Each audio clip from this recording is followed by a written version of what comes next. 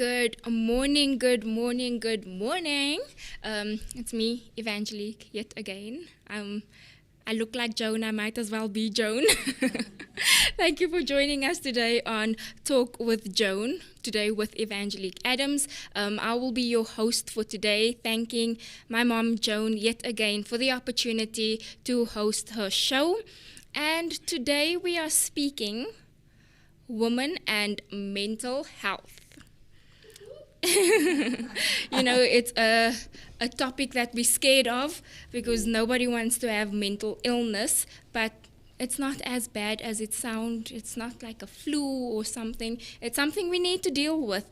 And today on our panel, we have a beautiful lady that I was so fortunate to meet through my Mrs South Africa journey. And without further ado, let me introduce her and we can get right into it. Before I introduce her, let's do my co-host today, Sissy Anka. Hello. And so, Anka, she's always in on it with me, the support. And what would I be? What would I be? No, that's a gospel song now. Okay, and let me introduce our guest today, and our guest today is Basani. Yes. Whoop, whoop.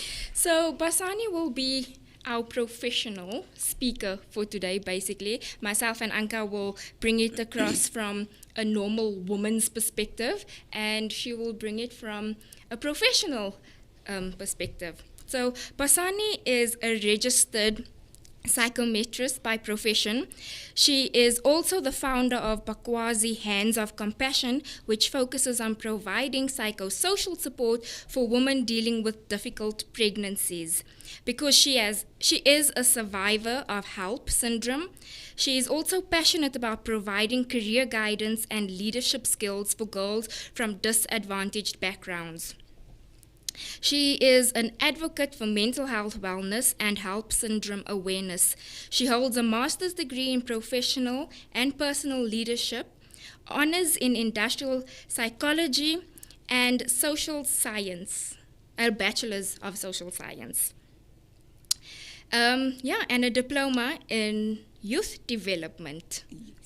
So she has a lot behind her. Carry some weight. We can say that she knows what she's speaking about. Would you like to just introduce yourself from a person perspective and not what stands behind you? Good morning, Evangelique. Good morning, Anka. Thank you so much for having me. I'm very excited to be here this morning. Basani Malambe is a mother, is a wife, as you've already introduced me. I love all those things that you have mentioned. I am very passionate about the mental wellness because it carries a stigma that is not supposed to be. It's easy for people to say, I've got flu, but when someone is going through challenges, they are not comfortable to talk about depression, they are not comfortable to talk about their bipolar, they are not comfortable to say, I think I cannot take it anymore, and that is not correct. So we need to educate people to understand that your mental wellness is as equally important as your physical well-being. Okay, so let's just start off. Basani, can you explain to us what does the term mental health, mental illness, mental wealth, wellness, what does that all carry? In a layman's term, I would say that a mental health or mental well-being, it's your ability to cope with challenges, with certain things, or the way that you usually cope with things. And how you cope with things, I like to divide it into 7 life dimensions, because if we have 7 life dimensions, if one of them is affected, it affect your mental health, which is your social, your environmental, your financial, your emotional and spiritual. So if one of those life dimension is affected, it affects your total wellness or your mental wellness. So mental wellness, in a layman's term, it's how your being and how you cope with challenges that you are faced with. For example, you know why most people are being judged for mental illness. It's because some people can cope with certain things and some cannot.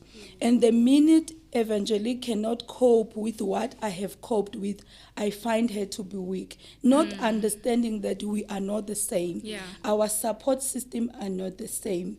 And we're not coming from the same family.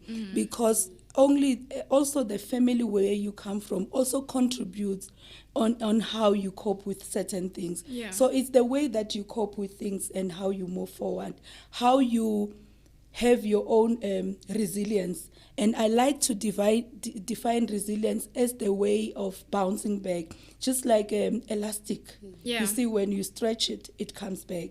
So resilience is the ability to bounce back after you've been stretched. Okay. Yes. You mentioned a few divisions of what you see under mental health, what causes it. One of the things was spiritual. I understand if you say all the other things with feelings, emotions, and those kind of things. How does spiritual affect mental health? Because isn't that just the... You know what I'm trying to say? Yes, it does. And spirituality is very important because we are spiritual beings. We connect to the higher power. We connect to God. And immediately, if you are a spiritual being, then you are affected in that way. Maybe during this, I would like to give, during the pandemic, the churches were closed. And some people are coming from disadvantaged the community.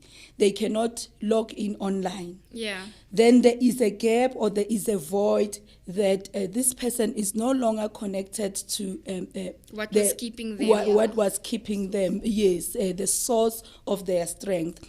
And some people are not strong enough to pray for themselves. They want they need to a fellowship crowd, with other people. Then you find that you are no longer strong spiritually, and that's what sustains you. And then you start to be depressed.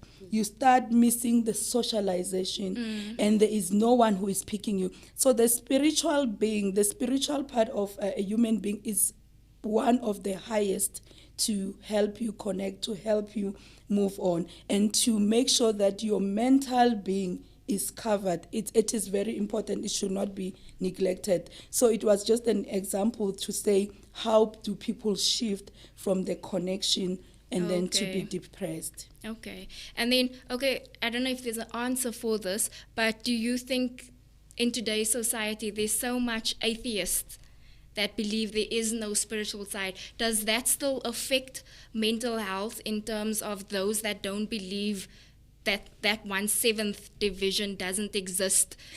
Yeah, it's difficult to answer because in terms of spirituality, remember, it's what you have accepted that it works. Yes. I believe that for me to be sustained, God is with me, God is on my side. And immediately I move away from God, then there is something missing. So in that case, because they did not acknowledge that higher power, I'm not sure how it functions for them. But for someone who has already acknowledged that for me, my strength comes from God, immediately you are further from God, then you feel like you are lost. Makes a lot of sense. Yeah. Another thing is, Anka, you can also maybe jump in whenever you want to. Why is mental health so important for women? Like, why is this topic a big deal for women to have this sort of awareness?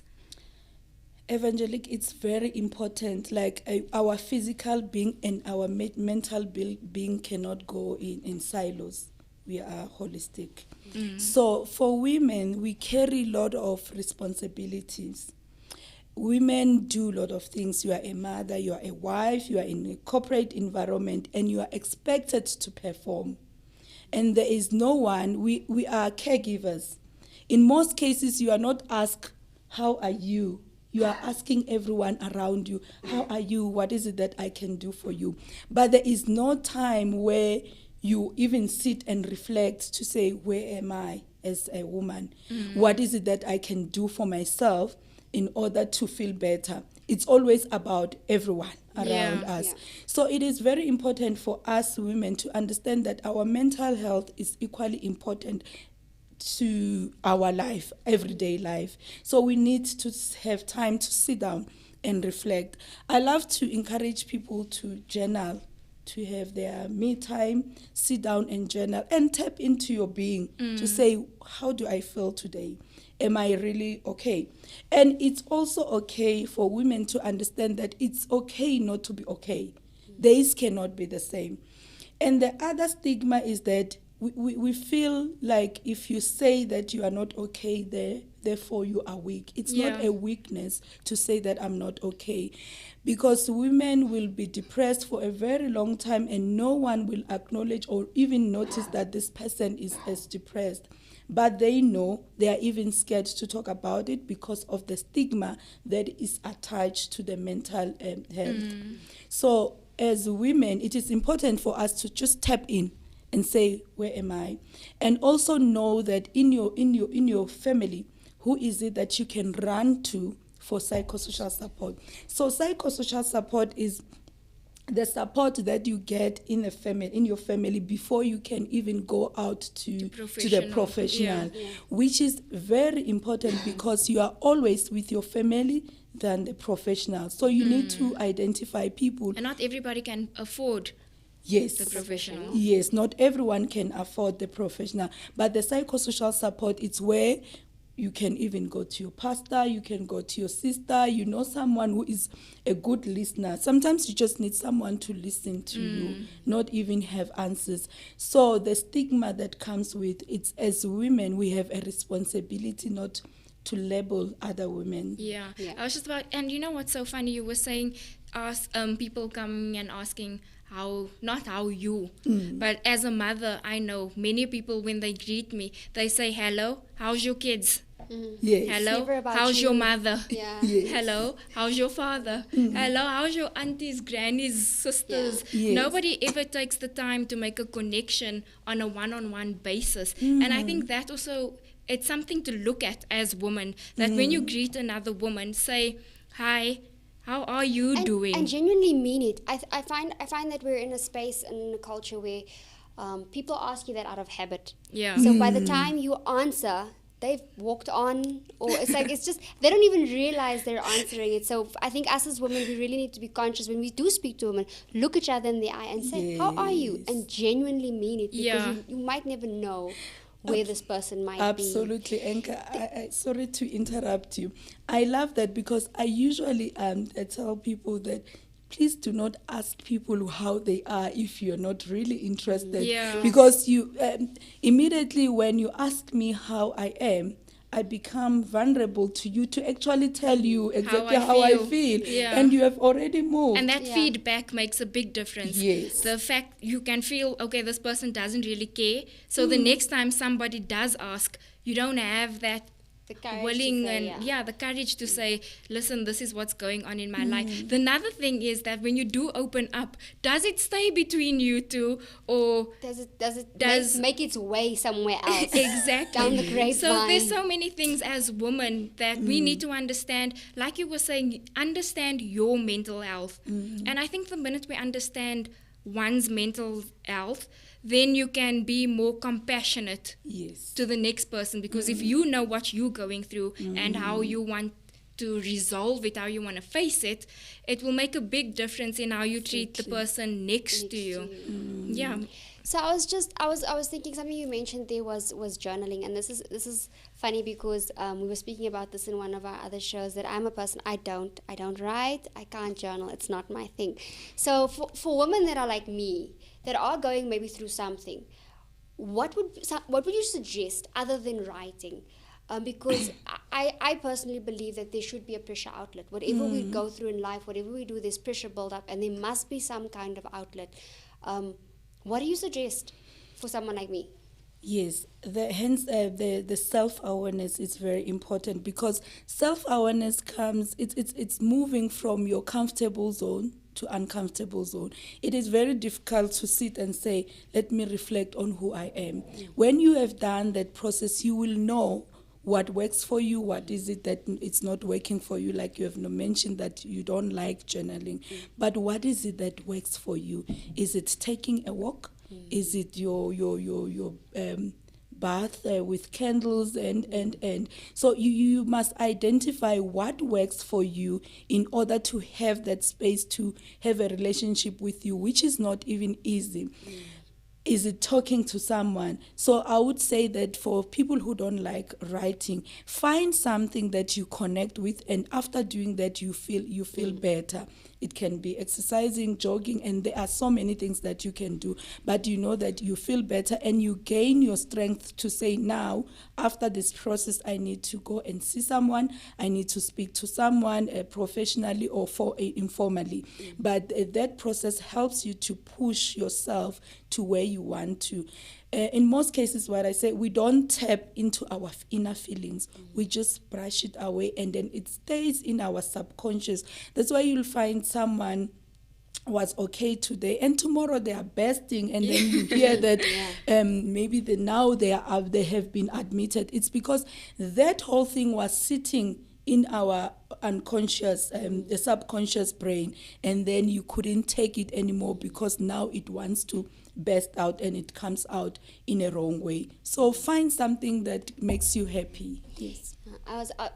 Something me and my husband always say is that it's important to deal with something, because a lot of the times what we end up doing, we shove it under the carpet, and you can't understand why this big bump is there, because all you see is the carpet and you keep on tripping over it instead of just picking it up, sweeping it out, and then just going on with your life. And I know sometimes it's difficult because a lot of people say, yes, deal with it, but the how is always the question. How do I deal with it? Because a lot of people will say, yes, I just put it in a box and I just never think about it again. I just shove it away and the problem doesn't go away. It doesn't. It really doesn't. You'll find that it comes back years later. I've spoken to people that something happened in their teenage years or something, and they 20, 30 years married, and now it's coming back. Yes. So I think it's more the journey of how. So you've got the pressure release in the interim, but the how is always an interesting. Do you maybe have suggestions on the how? I think I want to, before I answer the how, the other part which is also important for us as human beings, as women, as we're discussing the issues around women, it's your personality type. You need to understand who are you. Your personality type. We've got the extrovert, introverts, and they are categorized differently according to psychology. So that also helps you to deal with problems, how to handle problems. There are people who you can offend, and they will never tell you, but they distance themselves from you because they are protecting themselves from being hurt again. And you wonder, what is it that I have done? Because they would never mention. So your personality type, if you know your personality type, it also pushes you to understand on how to deal with problems, whether you push it under the carpet until you trip, or it's someone who can confront you in a good way. It also shapes you to use a better language in confronting people, not being aggressive or arrogant when you are approaching the next person. So that is also important part, to also understand your personality type, so that you know, okay, my weakness is this, I'm shouting instead of dealing with the problem. How do I stay composed but yet come across as saying what I want to say? In a respectful way. In a respectful way. So dealing with problems and challenges, it's very important. I love to say that deal with an issue when it starts. You must not wait until it's a hump to talk about it. So we need to master the way of addressing issues. Call you to say, but I didn't like the way that you spoke to me. It makes me feel anxious. Because maybe I'm suffering from anxiety disorder, and I'm telling you as a sister, I don't want you to use this information to gang up against me. Or the way that you spoke to me makes me lose my self-confidence. And as women, we need to be mindful of our words. Because you mentioned that people have been through a lot of things through their childhood. What we call the childhood trauma. That is sitting in their subconscious.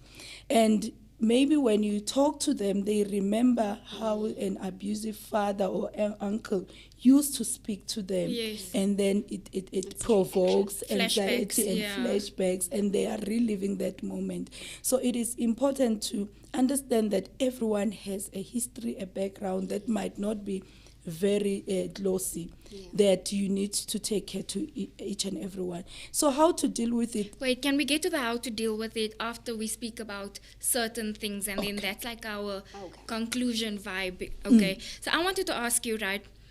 We use the term, "Oh, she's bipolar," so easily, and you were mentioning the different personalities. I can click into all personalities depending who I'm with.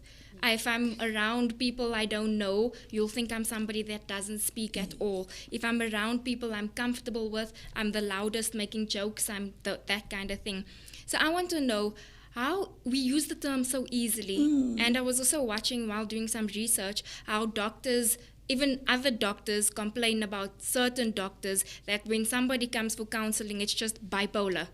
Can you explain to us what exactly is bipolar, and how does that relate with mental health? Okay, I'll go to your question. Yes, we love to say, even when you are feeling sad, say, "Today I am depressed." Yes. You are not depressed, you are feeling sad. Yes. So, but we use, when we see someone who is hyper, say bipolar.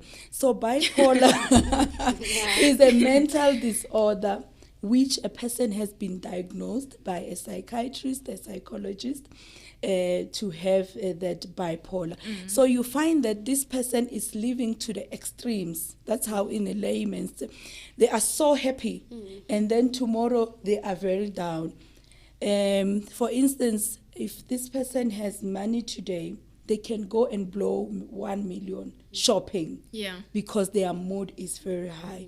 So when someone is going through bipolar, what the psychiatrist will focus on is to balance them, to be like to balance, give medication to give them a certain equilibrium, so that they are not high yet they are not low. So the difference between, I want to say, give an example. The difference between the depression and the bipolar is that a depression, it's the sadness that lasts for more than 2 weeks. You're feeling sad, you don't want to do anything. Sometimes those people, it's not necessarily the suicidal notes.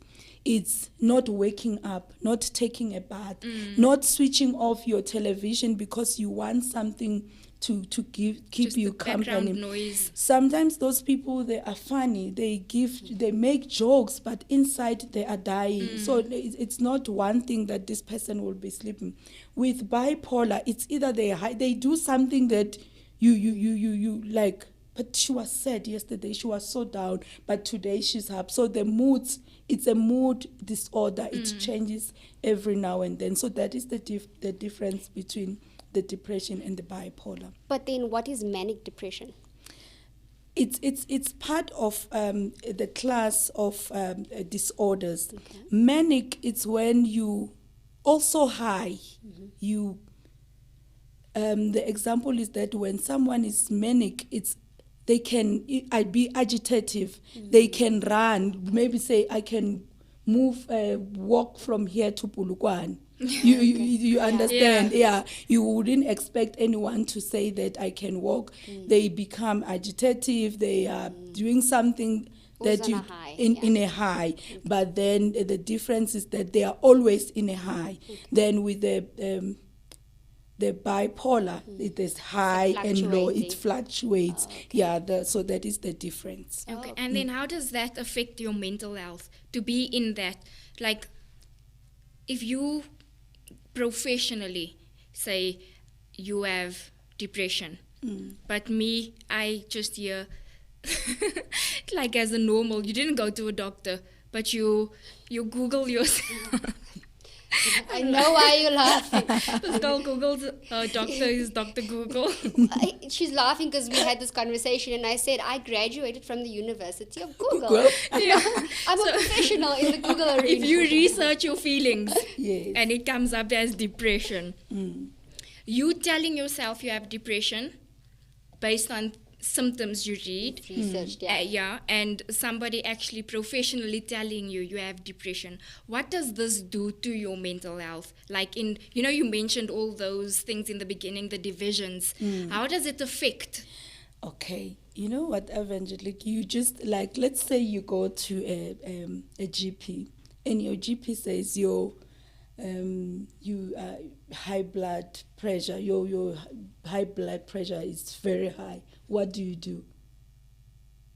You You see. Yeah, So if you have panic. yes, if and you you have believe. yes, if you have consulted a professional and they tell you the diagnosis, I think what you need to do, you need to take that serious. As much as when your high blood pressure is high, you will start taking medication Yes. to balance that. And even with mental health, we must learn to do that, because there are certain conditions which are not chronic, meaning that you won't be on medication for the rest of your life.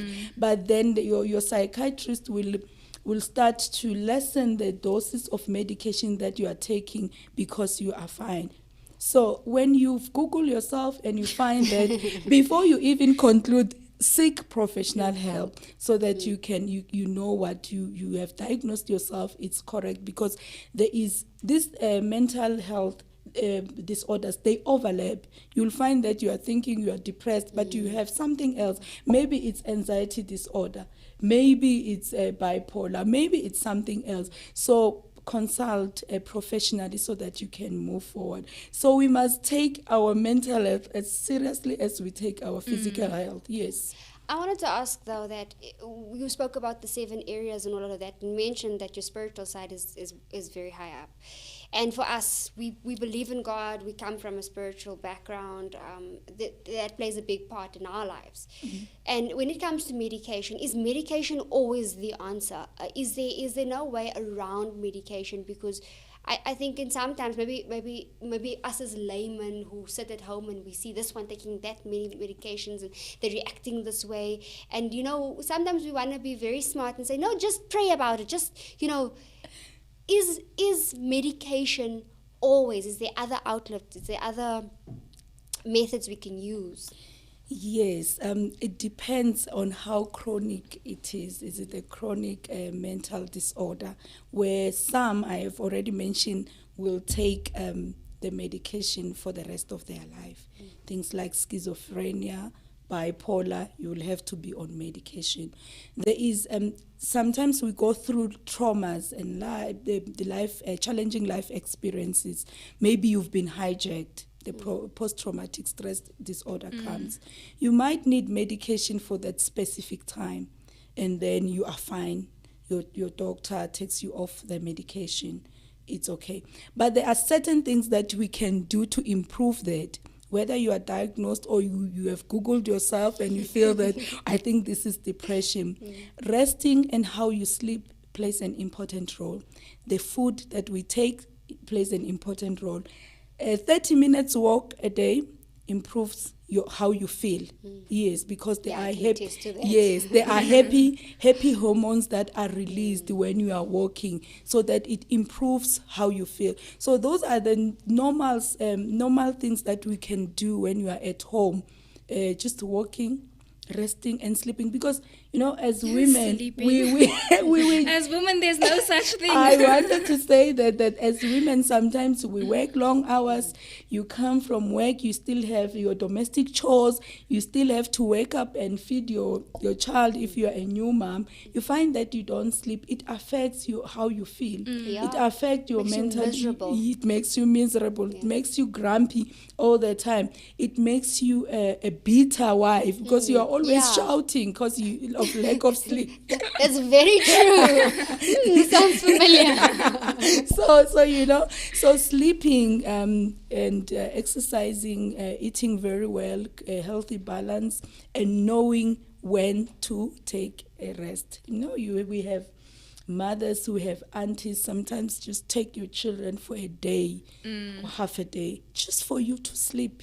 Yeah, the other day we actually had the opportunity. My kids slept at my in-laws, and the whole night my husband was like, "Oh, I miss my kids now. I'm like, I love them dearly. But I appreciate this moment to even just watch a series without getting up to fetch milk or fetching a snack or something like that. And it was a joke. I said, tomorrow morning, can we please go for a hike? And later on I said, but I just wish there's one day I wake up when nobody tells me it's time to wake up. Yes. I don't want to wake up to make food. I don't want to wake up to dress somebody. I don't want to wake up because we have to rush to church. I don't want to wake up because we have to rush to school.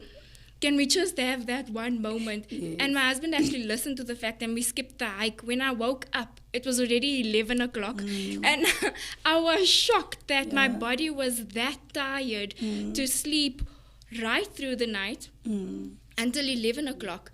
So what advice do you have for people that don't really always have that opportunity? You said many a times people come from disadvantaged backgrounds, and we're living in a time where our family is passing away like no one's business. We're living in a time where social distancing is important. I can't go leave my kid at auntie this and this and this because no visitors are allowed. It's locked down.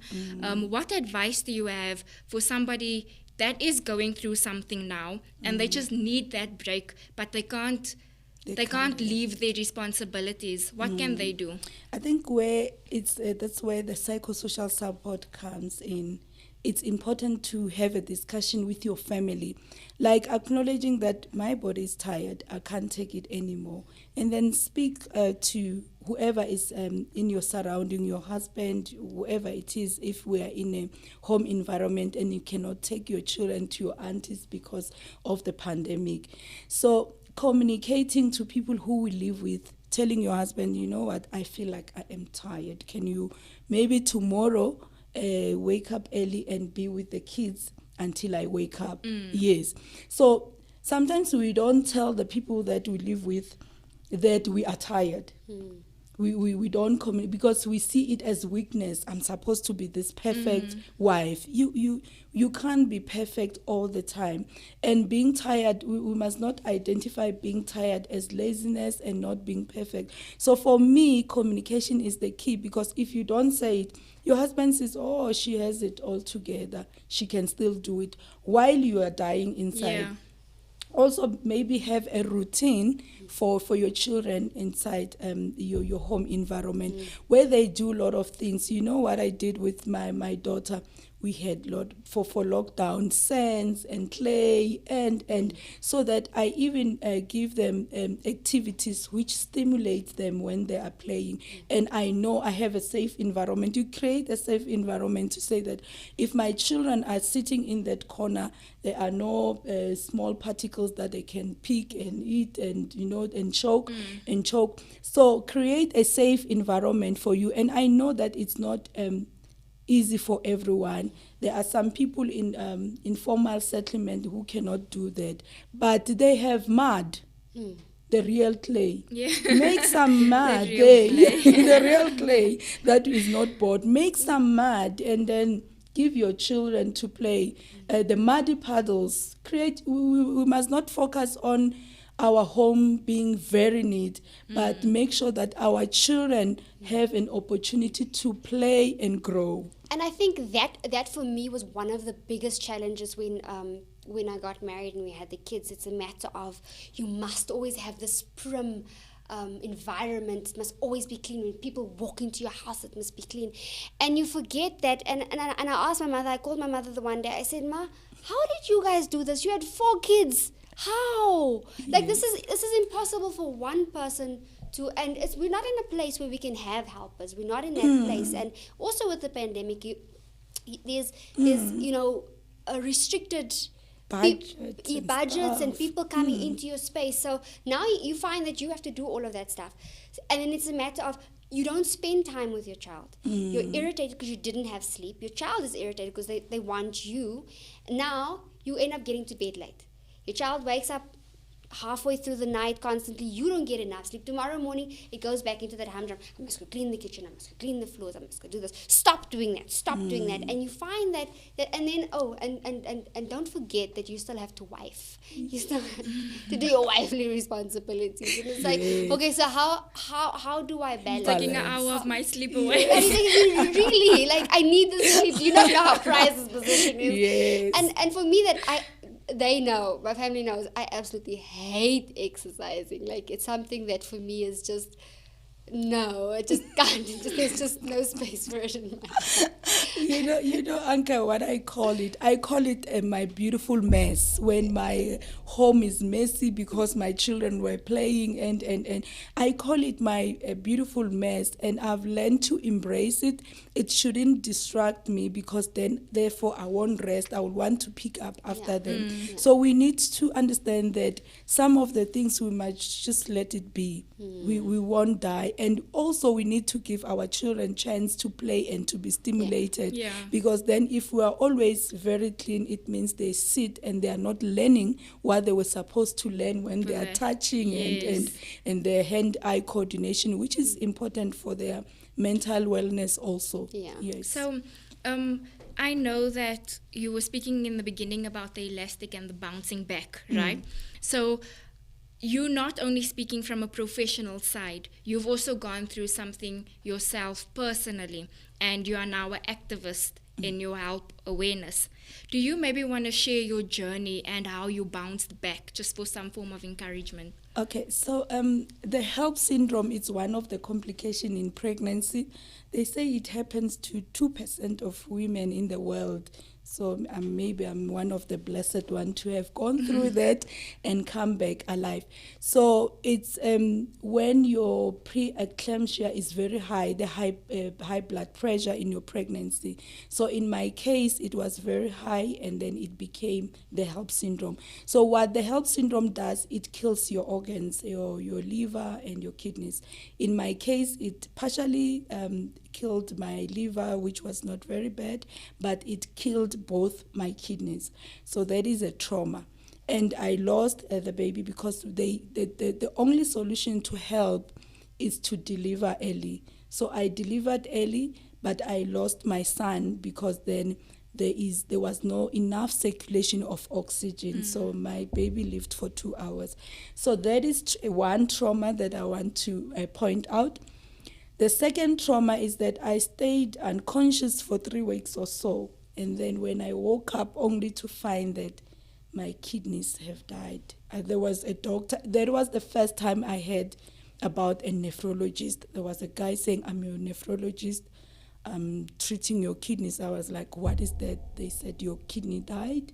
You are on dialysis. I was like, what is happening? What is this? I had to deal with the trauma of losing my kidneys and losing the baby.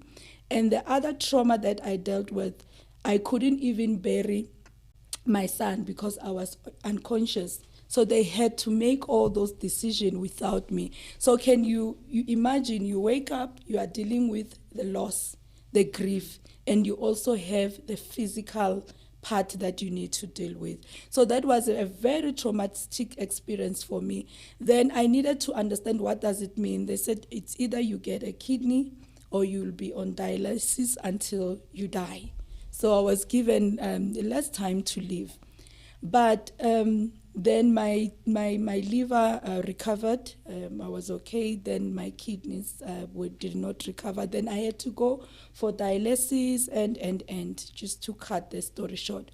But I think because of the higher power that I believe in God, I just told myself that I need to be positive about this situation. I'm not sure how am I going to finish this journey, but as someone who believes in God and someone who's coming from the psychological profession, what is it that I was going to tell my client?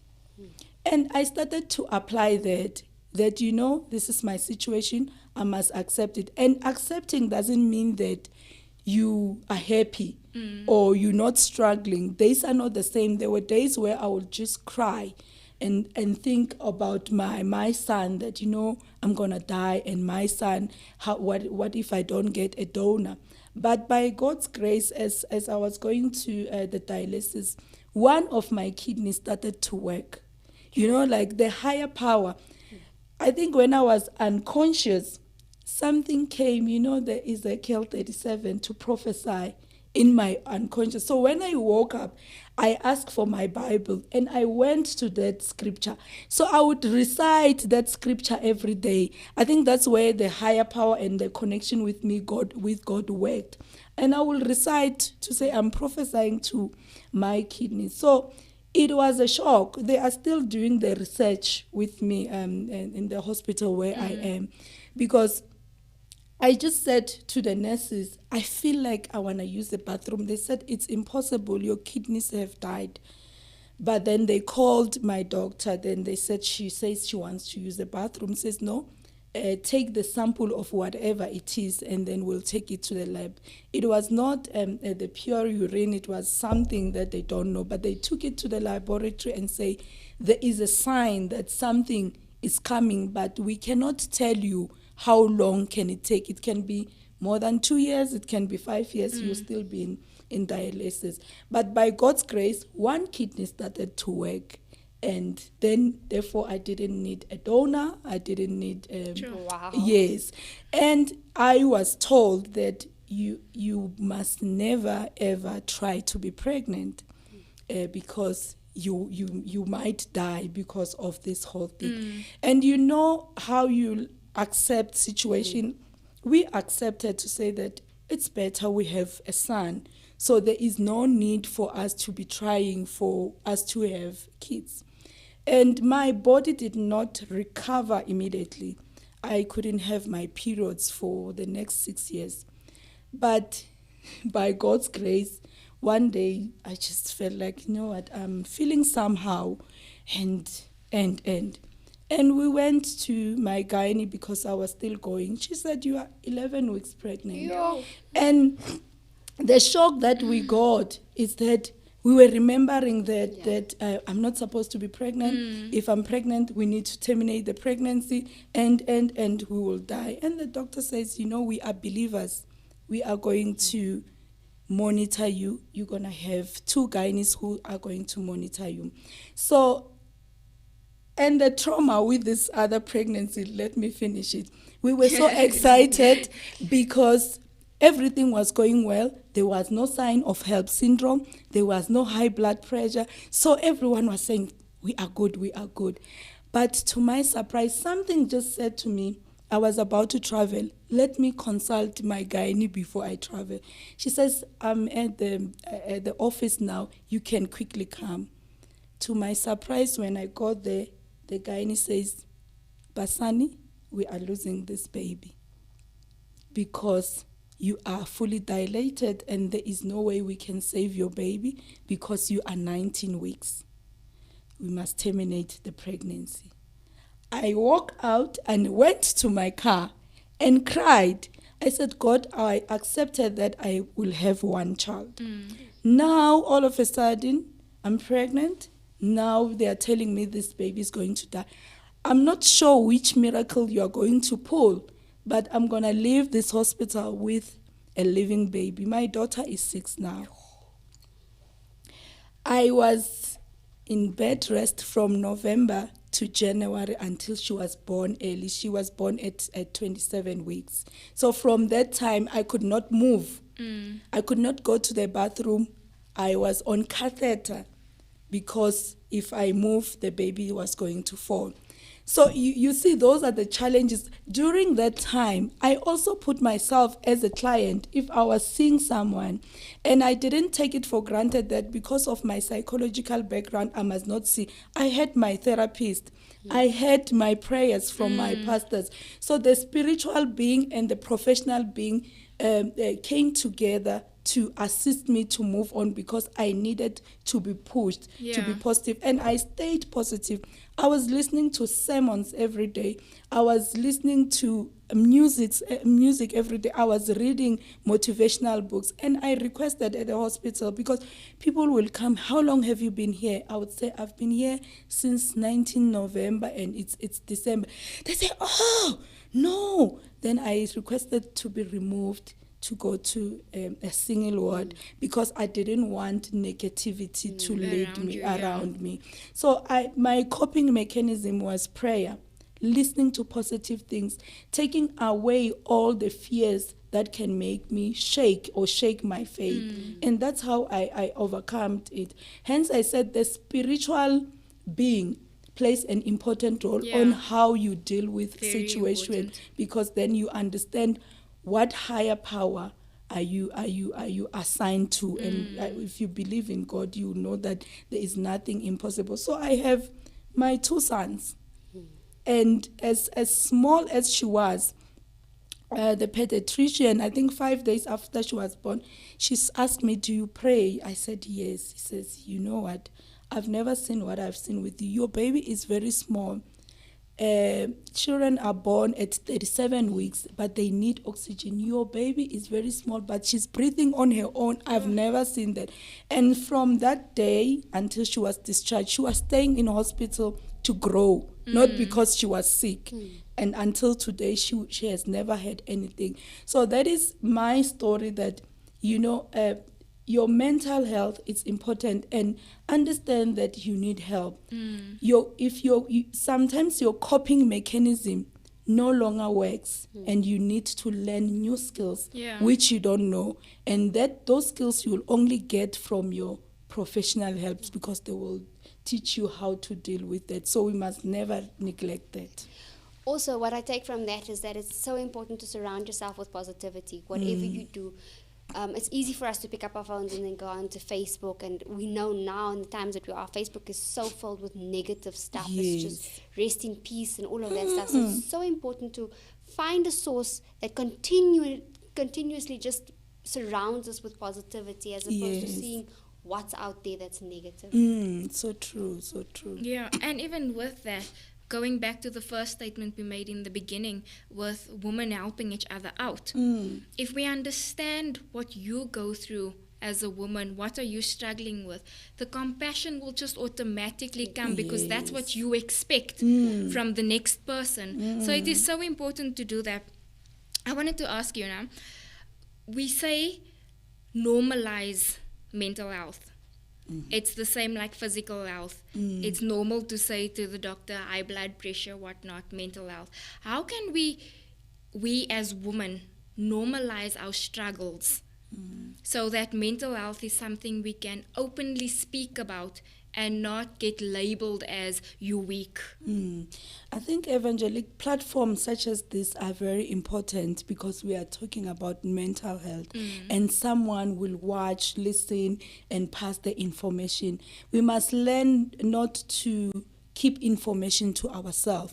If you have learned something, pass it through to your group of women, pass it through to your home cell, pass it through to your work environment, so that people are aware.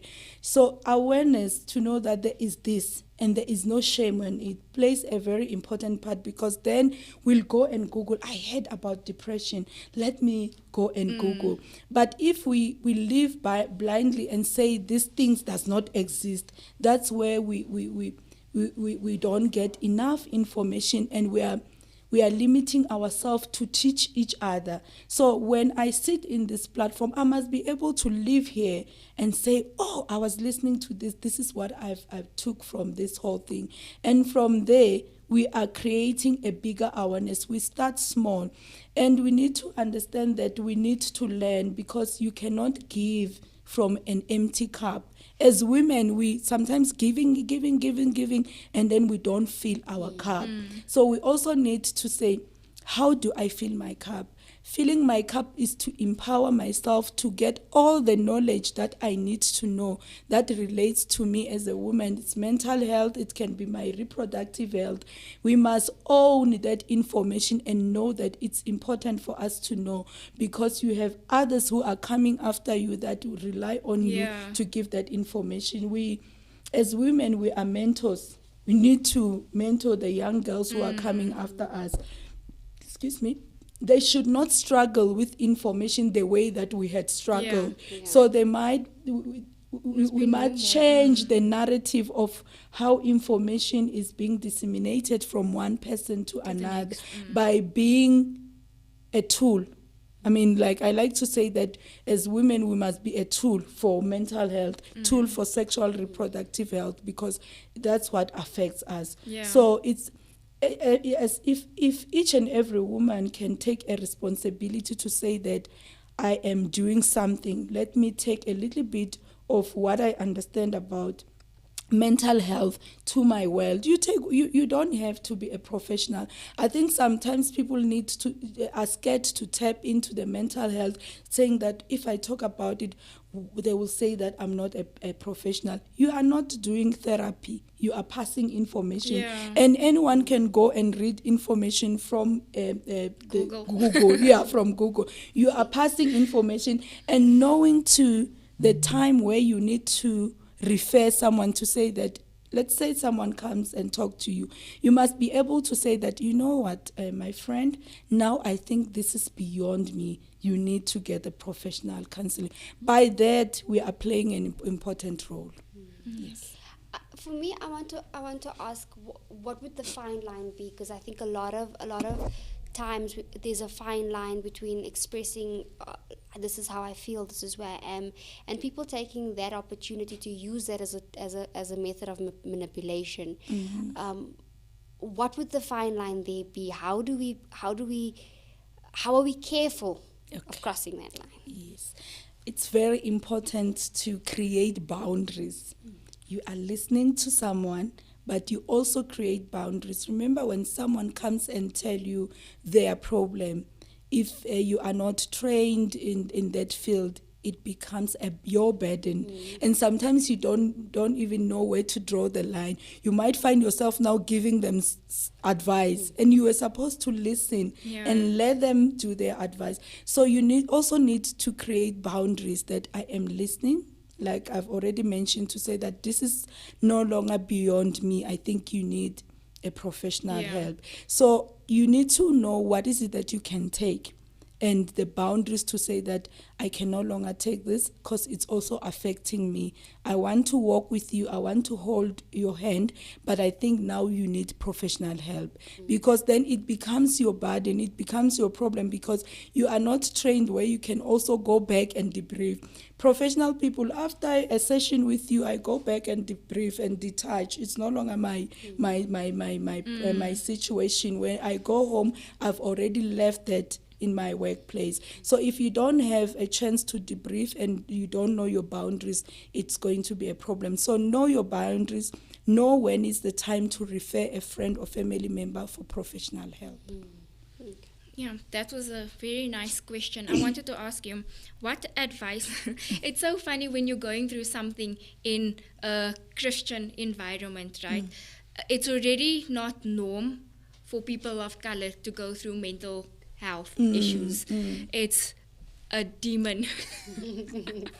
I just want to be a bit relatable. Yes, okay. Yes. So if something happens to someone, we automatically say, no, there's a devil, there's a demon in you. We need to pray this demon out.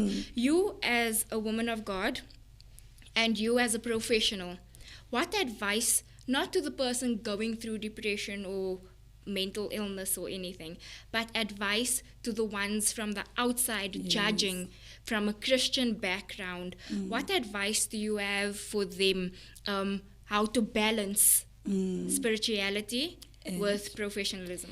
Yes, it's a very important question, because you find that someone has been diagnosed, they're taking medication, but they don't continue with their medication when they get home because of what you've already given, that maybe their family members will say, no, leave the medication, we'll pray for you. And there is nothing wrong with prayer. Prayer is very important, but we need to know that we need to combine that, because for someone it's imbalance. They have imbalance in their body that needs to be balanced, and that can only be done by medication professionally. So the awareness for people to understand that mental health is just like your high blood pressure. Why are they not against taking chronic medication for diabetes, for high blood pressure? And now it's seen as a demon. It's seen as a demon because of the way maybe how a person will behave, things that they will do, manic, running, doing certain things, then it can be related as demon. But it's an awareness that we need to teach family members to say that this is what should happen. For me, what is important when someone has been diagnosed with a mental disorder, the question that I would ask is that, is there anyone in your family with this? Yeah. If it's yes or no, then you must opt for family counseling so that they understand what is this person going through, what does it mean. So even when they relapse, when the person relapse, they are the first one to see that, but there's something wrong. This person is no longer taking medication.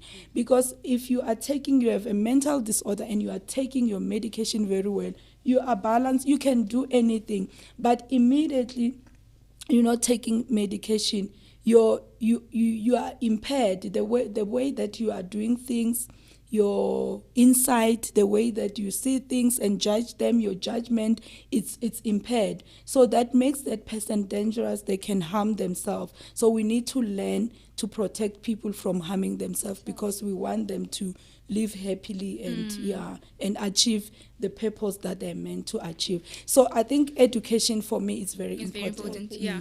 There's something I was watching a few days ago, and it was a girl sharing struggles with mental health, and basically she was saying that she came from a background where her mother left her husband because of abuse, and she saw everything her mother sacrificed for them to be where they are today.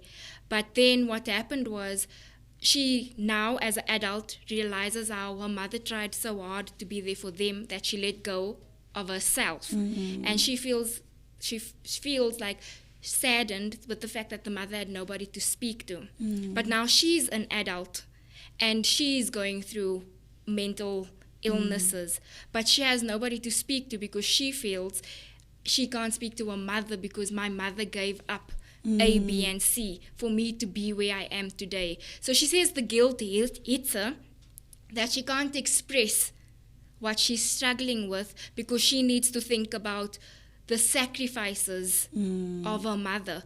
How do that, we can say everybody, that happens with everybody, even as a girl from a perfect marriage family, there is still things you deal with, but you're scared to make note of it because you know how you got there. My parents did this for me. They worked so many jobs for me. They did. How do you tell somebody to open up with the thought of, this is what people did for me. How can I go back and complain to them? I think it is very important. And it goes back to the childhood trauma, because that is childhood trauma. It might differ in how it has affected you, but it's trauma that is sitting there. I think for someone to go and sit and pour their heart to a professional will actually help. In South Africa, yes, not everyone can be able to go and sit with a psychologist or a psychiatrist, but we have the toll-free lines where people can go call for free and talk to someone about what is happening, and they can be referred for further assessment. So it is important to know that there are mechanisms and structures that can assist you apart from your family.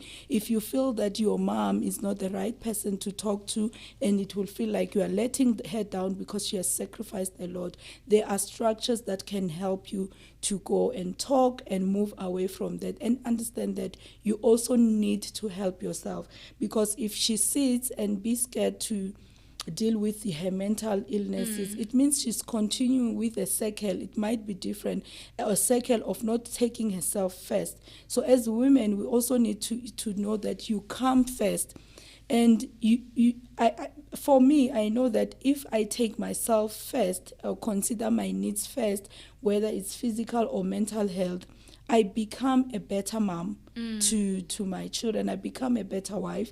I become a better sister to a community where I'm living. So we must learn to take ourselves first and know the need. What is it that you need to move from one step to another? And the importance of taking a first step when you are struggling and you're having problems, and take a first step. You will see that it's not as difficult as you thought. Because when you're sitting there, most of the time you procrastinate. No, I'll talk to someone tomorrow. I'll talk to someone tomorrow. And yet the problem is growing. So let's learn to take a first step to get help. Okay. Yeah. Anka, do you have any closing remarks you'd like to add on? No, I think this was very informative. It was really... we didn't get to my how. No, that's going to be her closing. That's going to be the closing remarks. So, but for me, I think I didn't understand the importance of a walk until recently. And you do realize that you do need that release.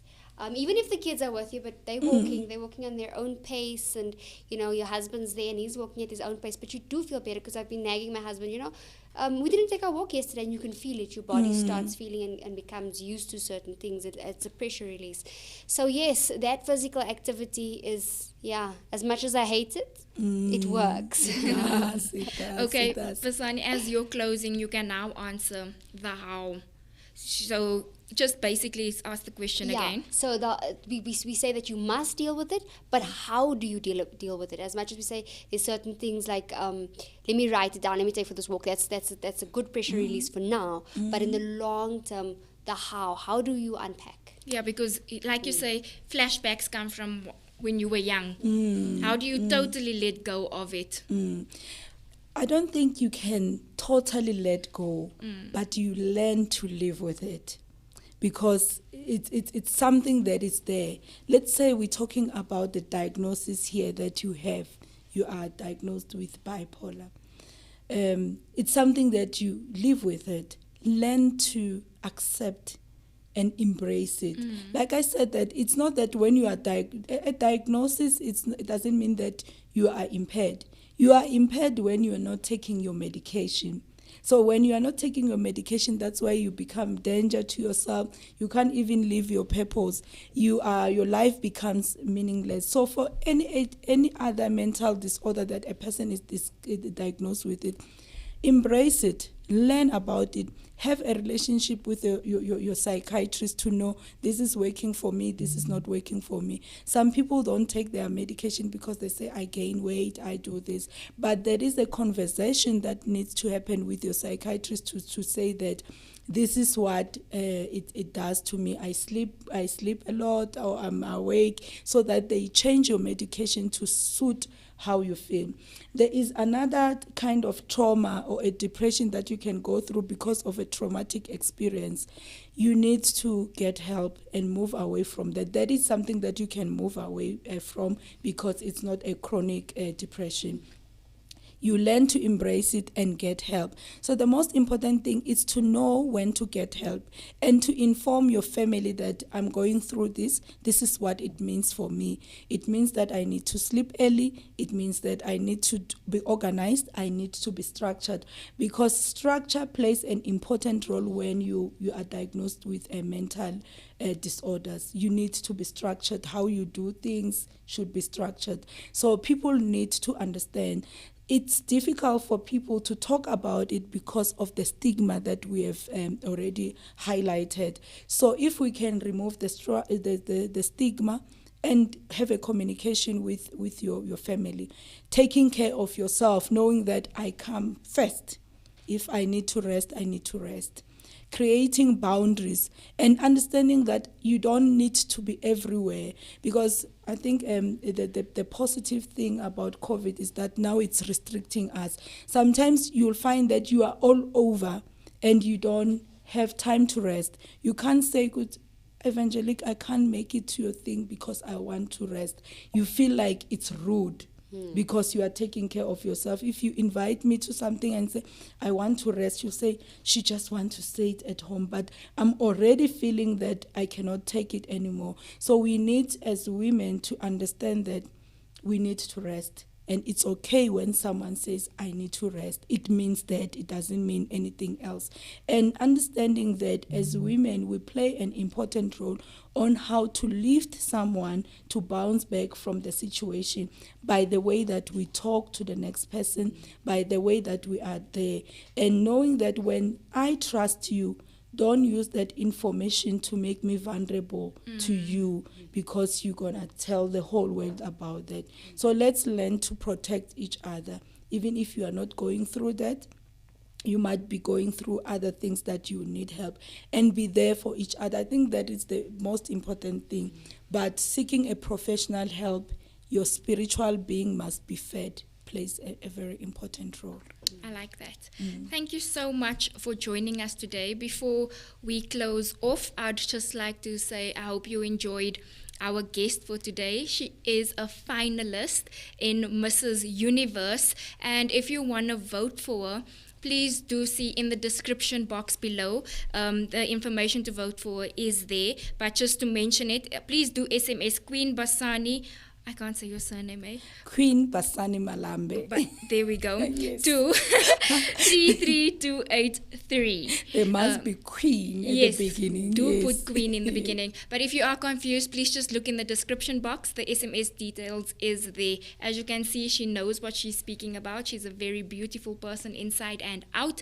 And you won't be making a mistake by voting. Thank you so much. So thank you so much for joining us today. I hope you enjoyed it. It was very insightful for me. I hope it was for you. You know, sometimes we don't like such serious topics, but when you go back and do watch this, I hope you take something out of it and be inspired by it, and let's make it normal to speak about our mental illnesses.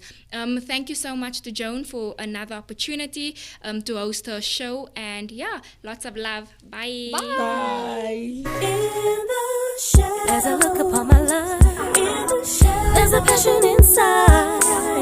Heaven knows I'm living my dreams. As I look upon my life, there's a passion inside. Heaven knows I'm living